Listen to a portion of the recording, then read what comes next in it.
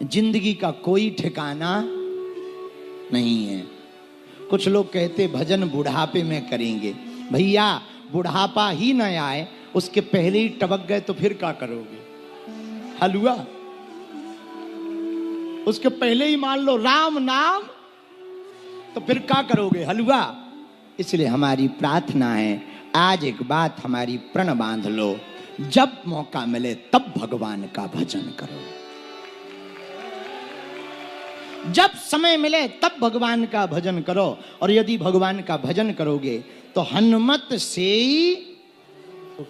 सर्व सुख करई।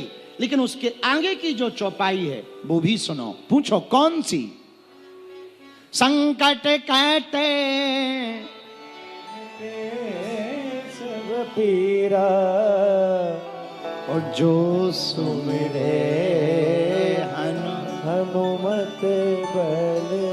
भगवान का भजन करोगे तो संकट कटेगा और मिटेगा। पूछो कैसे? बस 5 मिनट की बात है, तुम्हें समझ आ जाएगी। एक सीधी सी बात, भगवान के पास जाकर मत कहो कि समस्या विकट है, समस्याओं के पास जाकर कहो मेरा बाबा मेरे निकट है। एक बात बताओ, महाभारत की जीत कौरवों की हुई कि पांडवों की?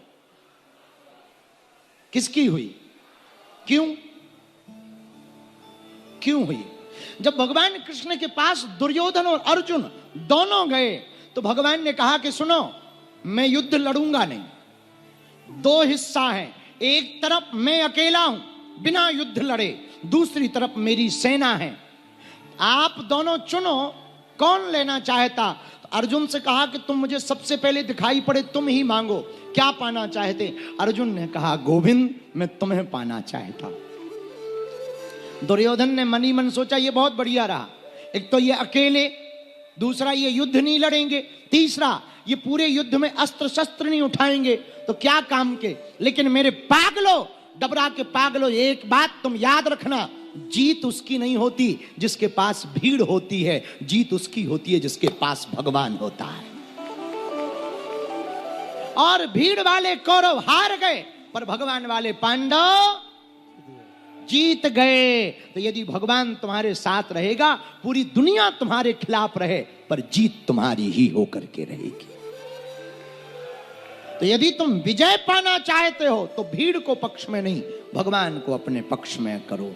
भगवान तुम्हारे पक्ष में होगा तो जीत तुम्हारी होगी।